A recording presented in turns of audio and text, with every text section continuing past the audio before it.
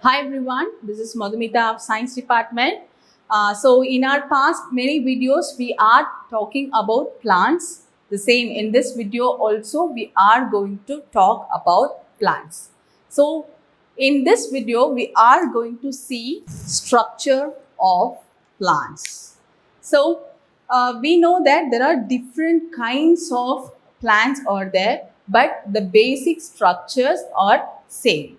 So we are going to see the typical structure of plant. So we know that the plants are in two parts.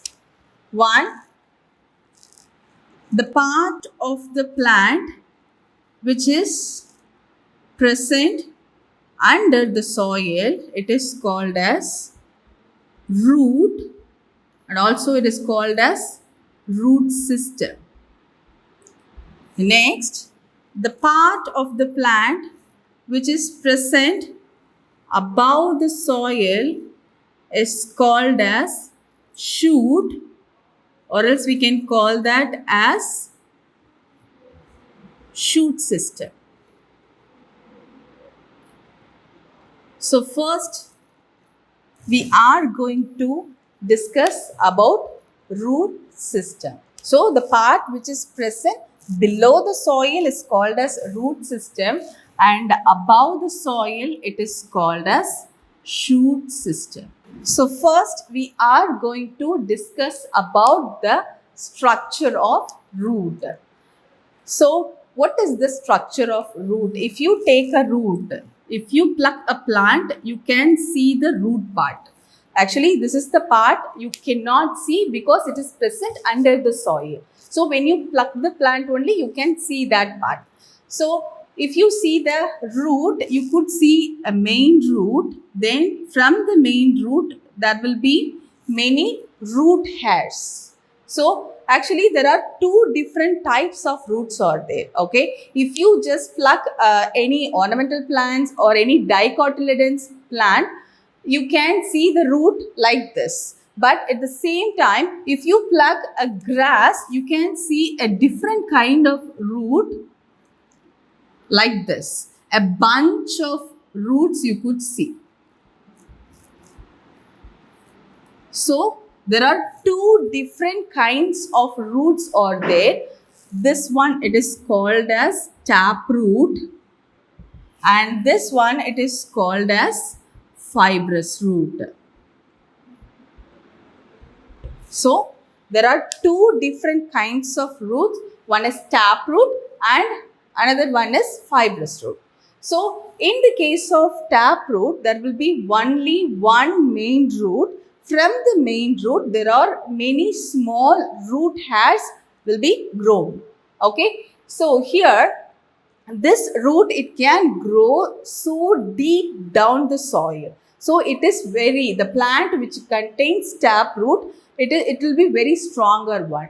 Where if you just try to pluck the plant, it will be very hard for plucking. Okay.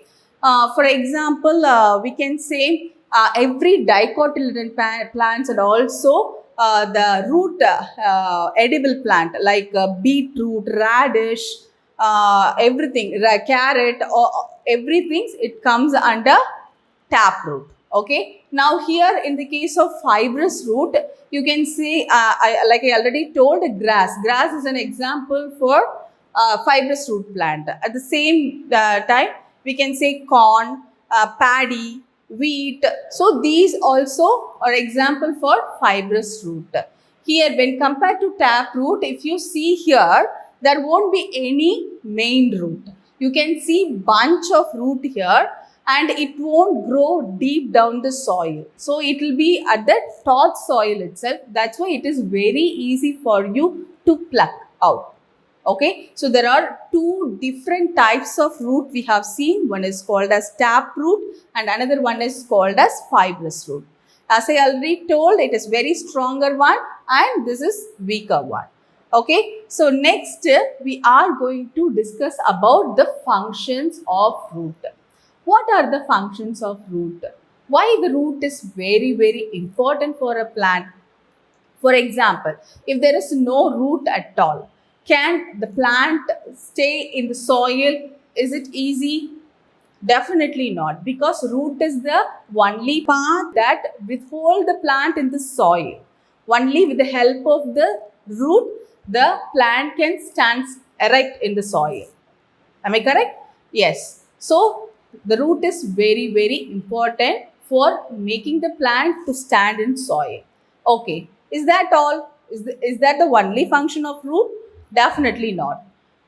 We know that whenever we water the plant, where will you water? Will you directly pour the water on the plant? Can it absorb inside? No. Just we will pour the water on soil. Okay, you are pouring the water only on the soil. How this water enters the plant? Only because of root. So this root, it contains so many small root hairs. This water, it just enter through the root hairs and it just pass to the shoot part, which means stem part. Okay, so the root's important one more function is it helps in absorption of water. Not only water, along with the water, nutrients also is entering inside the plant through the root. Okay, then the third function is in some kind of plants, the extra food. In our previous class itself, we have discussed about extra food. What is called extra food? Food, which means the plants, it prepare plenty of food. Okay, only very small amount of food, very small amount of glucose, it is being utilized by the plant. So remaining remaining glucose, it will be converted into starch and it will be stored in a plant body. Okay, so some kind of plants, it stores its food in its root part. Say for an example, we can say carrot, beetroot, radish, all these things, all these plants, it stores its food in the root part. Okay, so what are the functions we have seen so far? So first thing, it helps the plant to stand still. The second thing, it absorbs the water and nutrients from the soil. Then thirdly, it stores food. It acts as a storing part.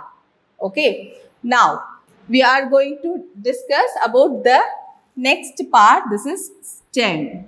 This is one of the part of the shoot system. So already we told the part which is present below the soil, it is root system, and above the soil it is shoot system. So the stem is one of the part of this shoot system. Now we are going to discuss about the structure of stem. So the structure of stem, if you see the structure of stem, you can see the part which that leaf come arise. So this part, it is called as node. Okay, now this is also node. Now we are going to see about the structure of stem. So the part from which the leaf starts to grow, this is called as node. Actually, this is the typical structure of stem. So the part from which the leaf grows is called as node. So these are all called as nodes. Okay. So then the space between the two nodes is called as internodes. Internode. Then the bud from which flower starts to bloom, this is called as floral bud. The bud from which the flower blooms, it is called as floral bud. Okay. Now,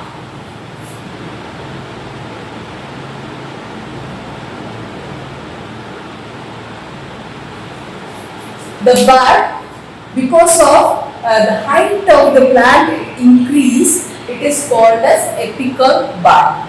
Apex means it just present at the end, at the top of the plant. So that's why we are calling this as apical bud. So with the help of this apical bud, the height of the plant it just get increased. The next kind of bud, this is axillary bud. This axillary bud, or else we can say that as lateral bud, it just forms at the sides of the plant. Because of, as a result of that, the branches of the plant it is being starts grow. Okay. So what are the parts we have seen? The first one, the place, the part from which the leaf grows, it is called as node, and the space between two nodes it is called as internode, and from which the flower blooms it is called as floral bud, and from which the height of the plant increase it is called as apical bud, and from which the branches starts to grow it is called as axillary bud. So this is the structure of stem. Now next we are going to discuss about the function of stem. So what are the functions of stem? So if you see the structure of plant, all the plant parts it just arise from the stem. Okay. So for see here, leaf it starts to grow only from stem. The flower is growing only from the stem. So each and every part of the plants it is being folded by the stem. Okay. So that is the first and foremost function of stem. Then next, it is helping in transporting food and minerals and also food items from one part of the plant to another part of the plant. For example, now this is the structure of plant. Now the water it is being taken, which is being absorbed by the root and it is just passed to the stem.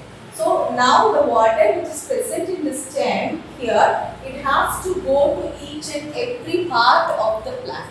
How will it go? How is that possible? Yes, of course. The important function that is called transportation, it is being done by the stem.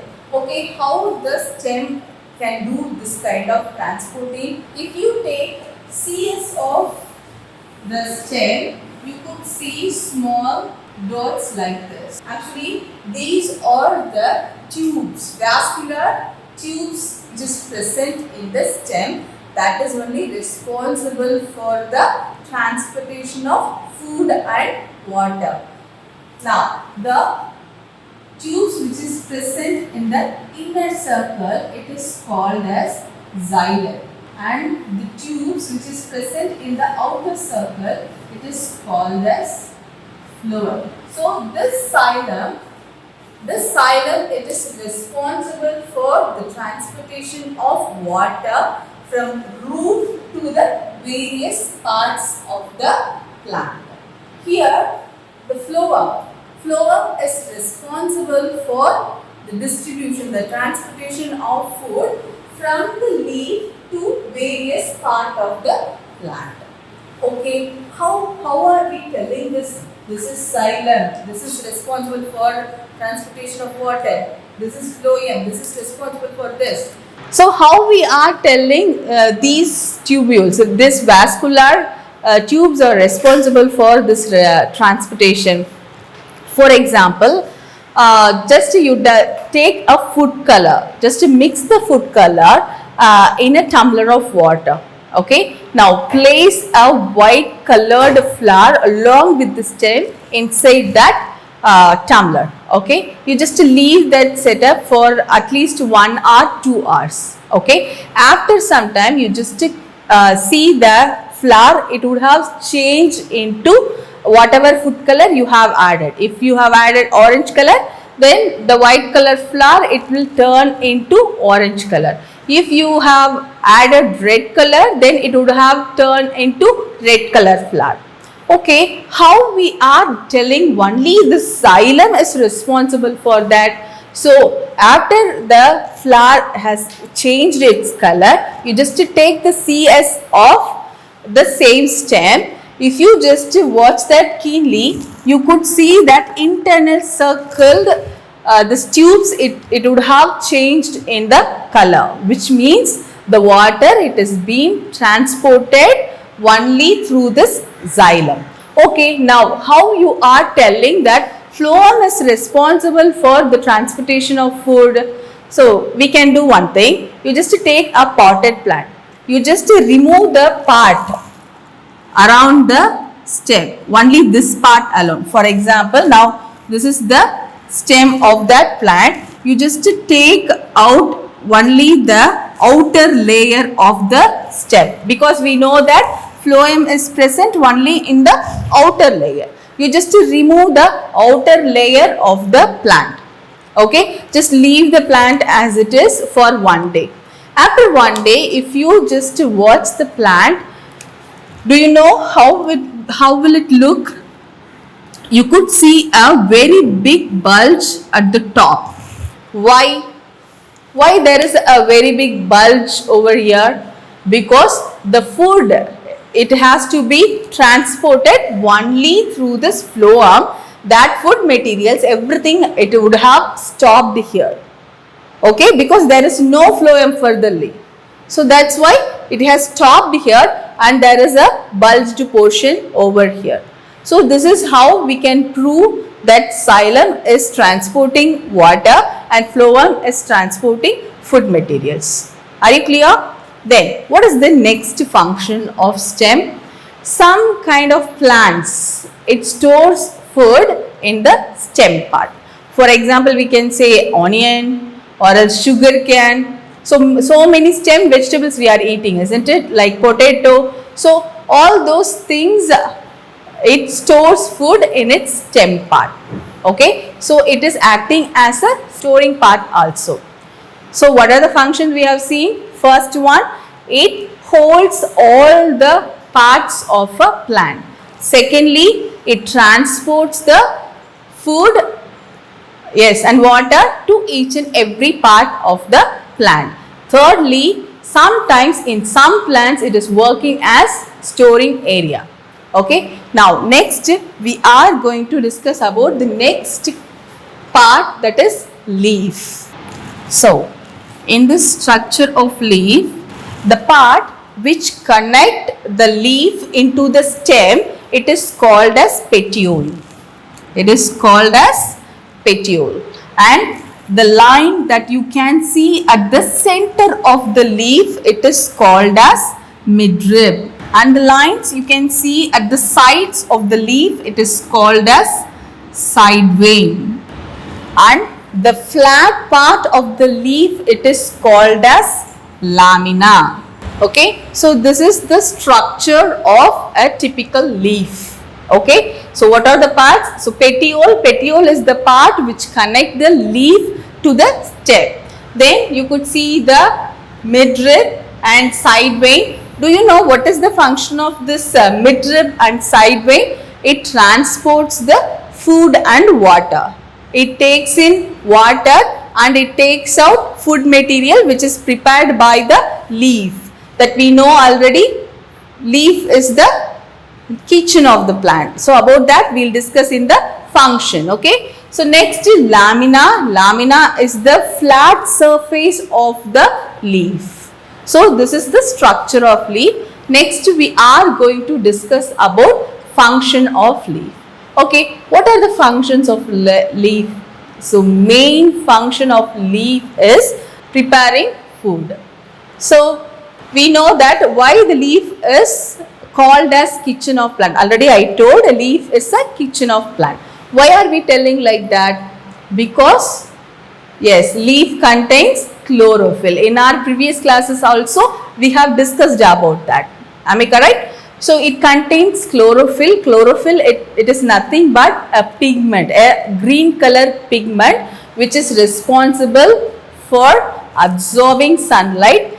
As a result of that, the carbon dioxide and water, it combines together at the presence of sunlight and it produces glucose. So glucose is end product of this chemical reaction, and this chemical reaction, it is called as photosynthesis. about this photosynthesis in very deeper way we'll see in our next video. And what are the parts we have discussed today? The first one, root. About root we have discussed, about the structure, types and also the function.